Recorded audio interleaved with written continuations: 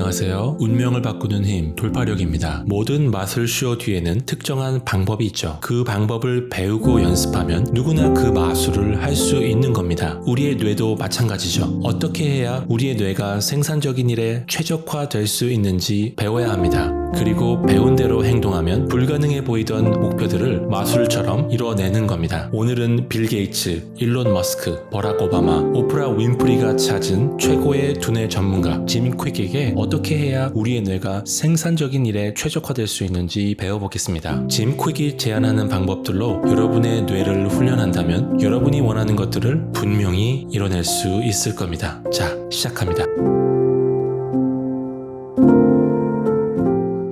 한 조사에 따르면 사람들은 인스타그램을 하루 평균 150번 확인한다고 합니다. 인스타그램이 그렇게 디자인됐기 때문이죠. 회사들은 막대한 재정을 쏟아부어 인간의 뇌를 연구합니다. 그리고 그 이해를 바탕으로 인스타그램 같은 서비스를 디자인하죠. 예를 들면 인스타그램의 좋아요 숫자를 확인할 때 우리는 일종의 쾌감을 느낀다고 합니다. 포커게임에서 받은 카드를 확인할 때의 느낌과 같죠. 도파민 분비 때문입니다. 적절한 보상을 주고 도파민 분비를 유도하여 이용자들이 지속적으로 사용할 수밖에 없도록 만들어진 겁니다. 우리가 하루 평균 150번 인스타그램을 확인하는 이유죠. 인스타그램만 그럴까요? 우리 전화기 속에 들어있는 수많은 앱들이 우리의 뇌를 자극하고 길들여서 그들이 원하는 것을 얻어냅니다. 70%가 넘는 사람들이 잠에서 깬 지 10분 만에 전화기를 확인하는 것이 놀랍지 않은 이유입니다. 인스타그램 같은 것에 우리의 뇌를 노출시키는 것으로 하루를 시작하는 겁니다. 즉 대부분의 사람들은 모닝 전화기 루틴을 실행하고 있는 거죠. 여러분의 소중한 하루를 망치고 있는 겁니다. 자, 우리의 뇌에 대해 좀 더 설명해 보겠습니다.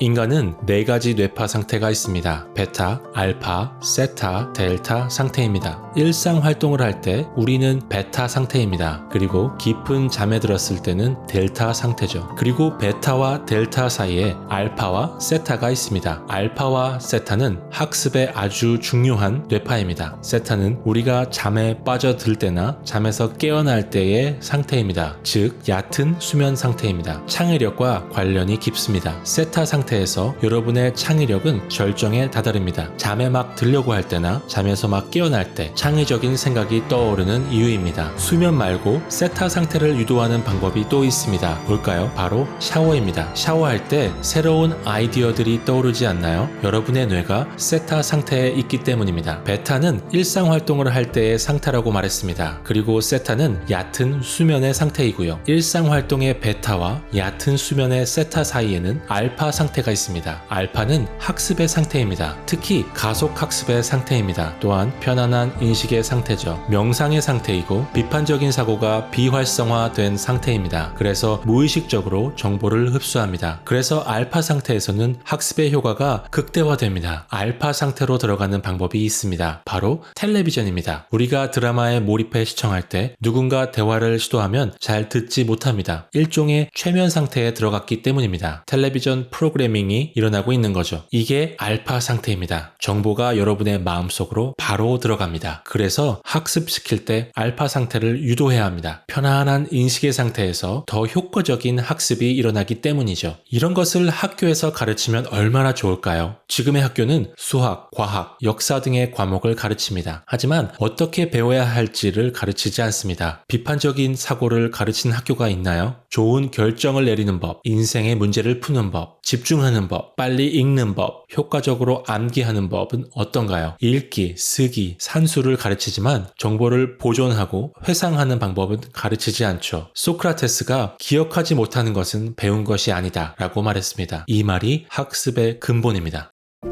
자, 이제 상상해 봅시다. 여러분이 밤에 깊은 잠을 자고 있습니다. 깊은 수면의 상태, 바로 델타 상태에 있는 겁니다. 해가 떠서 빛이 창문을 통해 여러분의 얼굴에 내려앉습니다. 여러분의 몸이 반응합니다. 깊은 수면의 상태인 델타에서 얇은 수면의 상태인 세타 상태로 들어갑니다. 세타는 창의력의 상태라고 했습니다. 그리고 여러분은 눈을 뜹니다. 이제 여러분의 뇌는 아주 편안한 인식의 상태입니다. 이 상태에서는 창의력이 폭발하고 생산성이 극대화됩니다. 창의력을 요구하는 작업을 한다면 말입니다. 여러분은 기지개를 펴고 팔을 뻗어 무언가를 찾습니다. 바로 여러분의 전화기입니다. 그리고 순식간에 각종 SNS, 뉴스 앱을 돌아다니며 잡다한 정보에 여러분의 뇌를 노출시킵니다. 여러분은 지금 여러분의 뇌를 훈련하고 있는 겁니다. 집중 못하는 뇌로 만드는 훈련 말입니다. 아침부터 좋아요와 댓글을 확인하며 짜릿한 쾌감을 맛본 여러분의 뇌는 그것들을 계속 추구하도록 훈련됩니다. 그래서 다른 일을 할 때도 자꾸 생각이 나죠. 인스타그램을 하루 평균 150번 확인할 수밖에 없는 뇌가 된 겁니다. 제발 아침에 일어나서 전화기를 보지 마세요. 아침은 여러분의 인식이 편안한 상태입니다. 최면 상태에 있는 것과 비슷합니다. 이때 전화기를 통해 나쁜 소식이나 부정적인 정보를 접하게 된다면 여러분의 뇌는 훨씬 민감하게 반응합니다. SNS나 신문에 나오는 온갖 잡다한 것들의 영향을 고스란히 흡수하는 겁니다. 이메일도 마찬가지입니다. 아침부터 확인한 이메일에 부정적인 내용이 있다면 민감한 상태에 있는 여러분의 뇌는 영향을 받기 쉽습니다. 그리고 그 부정적인 영향력은 여러분의 소중한 하루를 망칠 수 있는 거죠. 그래서 브랜더 버처드는 이메일에 받은 편지함은 당신의 삶을 이용해서 다른 사람들의 목적을 이루기 위한 시스템에 불과하다라고 말했죠. 매일 정크푸드를 먹으며 건강하기를 바랄 수 없습니다. 똑같은 이유로 모닝 전화기 루틴에 길들여진 뇌의 생산성을 기대할 수 없는 겁니다.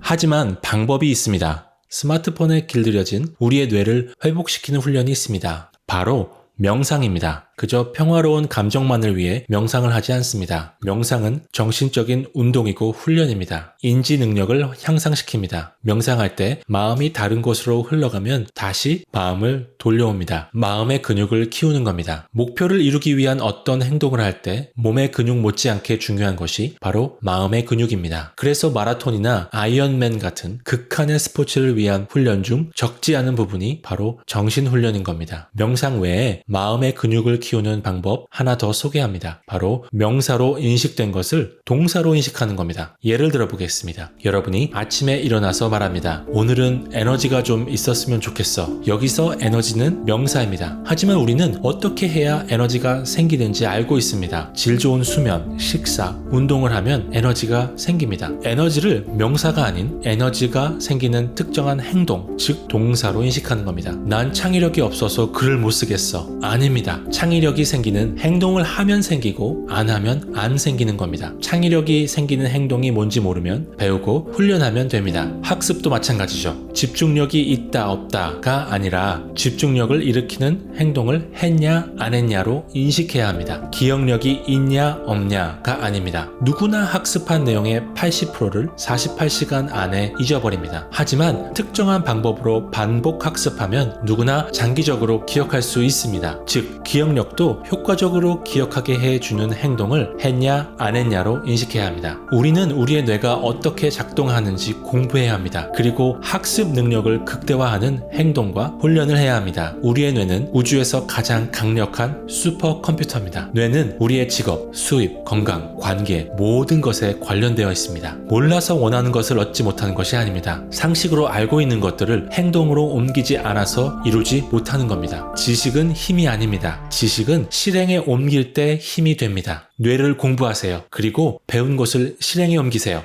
자, 이제 여러분에게 아주 중요한 훈련을 제안합니다. 여러분의 모닝 전화기 루틴을 당장 그만두세요. 모닝 전화기 루틴의 위험성은 이미 자세히 설명했습니다. 둘째, 뇌를 최적화하는 모닝 루틴을 만들고 실행하세요. 뇌에 시동을 걸기 위해 매일 아침에 하는 루틴입니다. 다음 영상에서 자세히 소개하도록 하겠습니다. 셋째, 모닝 루틴을 위한 저녁 루틴을 만들고 실행하세요. 수면의 질을 극대화시키기 위함입니다. 수면은 정말 중요합니다. 특히 자기 1시간 전에는 전화기나 타블렛을 보면 안 됩니다. 화면에서 나오는 파란빛 때문입니다. 멜라토닌은 우리가 긴장을 풀고 숙면을 취하게 도와줍니다. 하지만 파란빛이 멜라토닌 생성을 억제합니다. 수면을 방해하는 거죠. 저녁 루틴의 다른 한 가지는 다음날 성취하고 싶은 것 3가지를 적습니다. 개인적으로 이루고 싶은 것 3가지와 전문 영역에서 이루고 싶은 것 3가지를 적습니다. 그래서 아침에 눈을 뜨면 오늘 이루어야 할 분명한 목표가 있습니다. 오늘의 성공을 측정하기 위한 확실한 목표 말입니다. 그리고 전날 적은 목표 1가지를 끝내기 전까지는 전화기를 만지지 않습니다. 모닝 루틴과 저녁 루틴은 매일 해야 합니다. 완벽하지 않아도 괜찮습니다. 모든 것은 성장 과정 과정 중에 있는 거죠. 꾸준한 연습이 여러분을 성장시킵니다. 여러분, 온도계가 되지 말고 온도 조절기가 되세요. 온도계는 환경 변화에 매번 반응합니다. 여러분이 주변의 잡다한 환경에 모두 반응한다면 여러분의 삶은 최악이 될 겁니다. 온도 조절기처럼 여러분의 삶의 중요한 것들을 컨트롤해야 행복한 삶을 이뤄갈 수 있는 겁니다. 수많은 연구 결과가 한결같이 말하는 것은 자신의 삶을 통제한다고 느끼는 사람일수록 행복도가 높다는 겁니다. 온도 조절기는 목표 온도를 세팅합니다. 그리고 환경을 목표 온도에 이르도록 통제합니다. 성장 마인드가 있는 사람, 바로 여러분 같은 분들이 온도 조절기 같은 사람입니다. 모닝 전화기 루틴을 당장 멈추세요. 그리고 뇌를 최적화하는 모닝 루틴과 저녁 루틴을 계획하고 실행하세요. 영상이 도움이 되셨나요? 도움이 되셨다면 좋아요와 구독 부탁드립니다. 꾸준한 자기 성장을 통해 성공으로 이끄는 보다 좋은 영상으로 찾아뵙겠습니다. 오늘도 여러분의 명확한 꿈을 이뤄가는 행복한 하루 되세요. 여러분은 반드시 성공할 수 있습니다.